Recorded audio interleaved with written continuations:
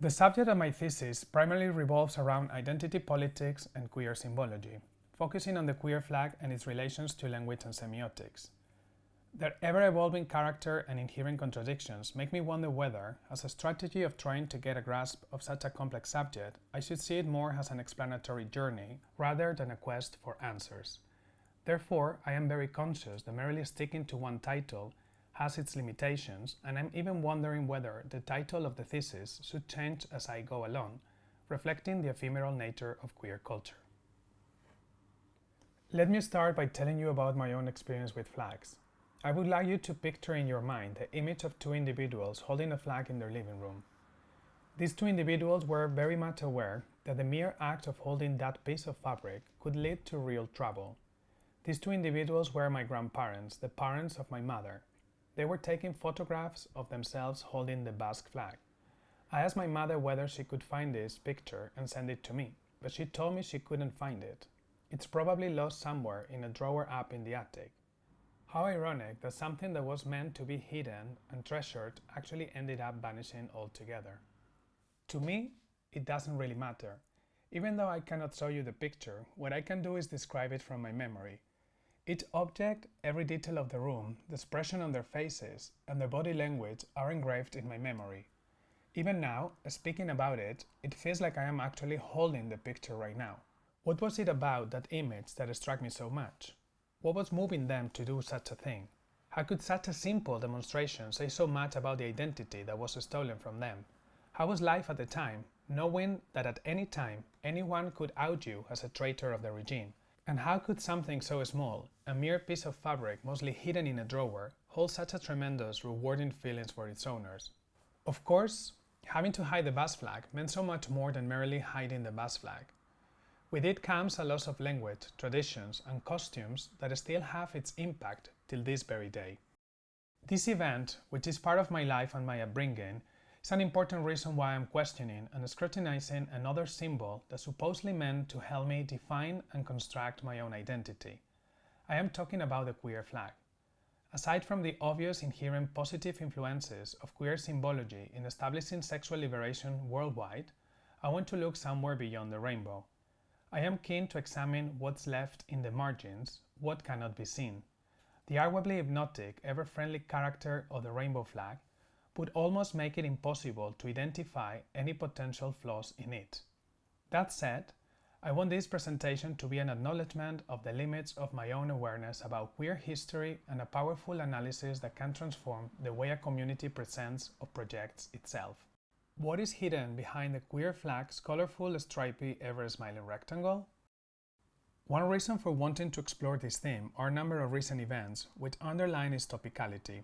In June of this year, the mayor of Munich requested for the Allianz Arena to be lit up in rainbow colors for the Germany versus Hungary football match as part of the Euro Cup.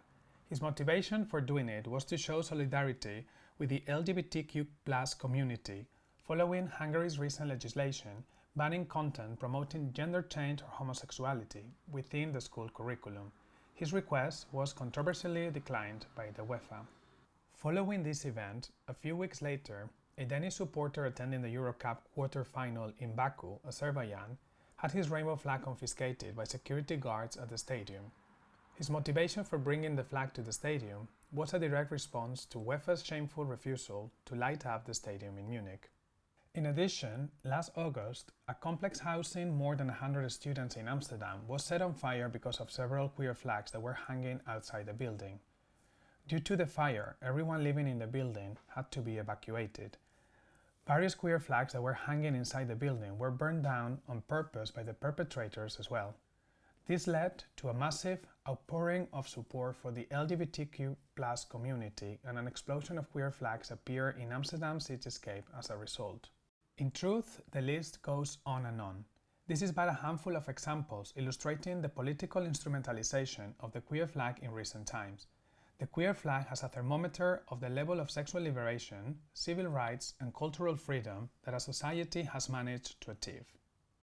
But going back to the main area of my research, I want to focus on the visual traces of queerness and tracking down the morphological evolution of queer symbology throughout history. To try and show you the full visual archive of the queer community in this presentation would be a very ambitious task, and it's not the focus of my research. Instead, I want to focus on two crucial historical events in queer history that had a significant impact in the modification of queer symbology. The first case refers to the use of the pink triangle. This is probably the most well-known symbol among the queer community other than the rainbow flag. It has its origins in the 1930s, but did not start to find use as a gay liberation symbol until the 1980s. Starting as a pointed-down pink triangle used by the Nazis to identify homosexual prisoners, to being reappropriated and reclaimed in 1971 by Homosexual Action West Berlin, a gay liberation group, who became the first group in the world to officially adopt the very same pink triangle. 15 years later, at the start of the AIDS epidemic, a group of queer activists from New York City created a poster featuring a pink triangle, this time facing upwards, and the word "silence equal death" in large block letters. This modification, the reasoning for wanting to put the triangle upwards, was to convey the strength and positivity of the queer community. As an alternative to the popular but admittedly controversial pink triangle, in 1978, Gilbert Baker, upon urging from his friend Harvey Milk, created the rainbow flag, which would become the most iconic representation of the LGBTQ community around the world, and thereby progressively replaced the pink triangle. Baker himself once famously said, "We needed a logo as a symbol. We needed a positive image that can unite us. I saw my own dresses, so why not a flag?" Then, in 2018, a new version of the rainbow flag was introduced. The Progress Pride flag, or intersectional flag, was introduced by graphic designer Daniel Quasar, who went a step farther, adding a triangle of stripes, supposedly to signify the work that still needs to be done in the community, ensuring inclusivity, safety, and advocacy specifically for queer people of color and trans people.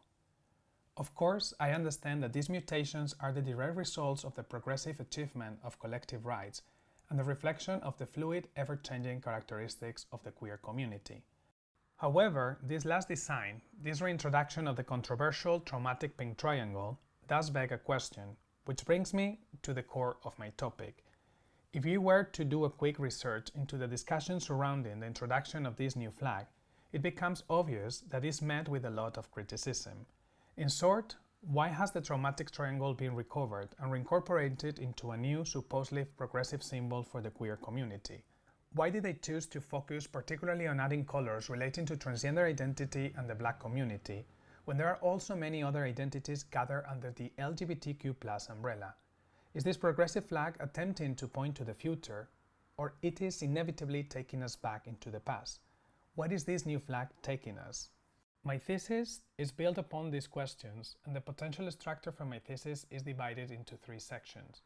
In the first one, which would be titled Relentless Maintenance, Vanishing Through Care, I would like to explore whether queer symbols are losing their power as a result of this relentless process of repair and maintenance. The key element I would like to explore in this regard is with which frequency symbols have to be reviewed and updated. The confusion, alienation, and dispersion that the introduction of the Progress flag and its updated designs that have followed since seem to signify the difficulty of trying to capture a community through a single symbol. Can caring about something too much sometimes actually have unintended counter effects? Why are we breaking up a once unifying symbol that has now become endlessly fractured and partitioned, making it look like a patchwork quilt devoid of any unifying power? In the second section, which would be titled What Makes the Queer Flag Queer? Repurposing queer symbols, I'll be using Sarah Hammond's concept of queer use as a point of reference, which posits that queer use can be interpreted as when you use something for a purpose that is very different from that which was originally intended. So if she asserts that queer use is the use of something for a purpose very different from that which was intended, what then is queer in the use of the queer flag? By choosing to use a flag, are we not fighting with the same tools that the oppressor imposes on us? Why are we using the territorial and demarcating tools of the patriarchy to combat against it? In short, why are we fighting fire with fire? Admittedly, quite controversially, I want to explore whether we need a queer flag at all. In the third section, which will be titled Language and Voice as Ultimate Spaces of Resistance, I want to connect queer symbology with the evolution of language. My aim is to try and establish a parallel, if it so exists, between the progression and evolution of queer symbols and the creation and rapid popularization of new terms and words that give meanings to our constantly evolving reality. If you look at the COVID-19 pandemic, terms such as PCR, social distancing, and working from home, which were in existence just over a year ago, have now been adopted and integrated into our daily vernacular without apparent resistance. The opposite appears to be true for terms such as non-binary, they them pronouns, and gender fluid. How then can the language of inclusivity be incorporated into our daily language without having to face a wall of backlash and resistance?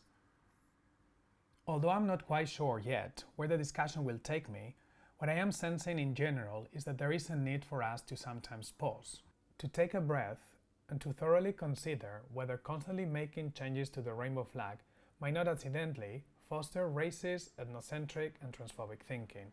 Why is the rainbow itself, a symbol that already represents people from all walks of life, not enough? For this year's first assessment, I would like to integrate my thesis as a central part of the project. Building on my proposal of looking for another alternative to flags, I would like to explore the possibilities of reclaiming space through invisible mechanisms.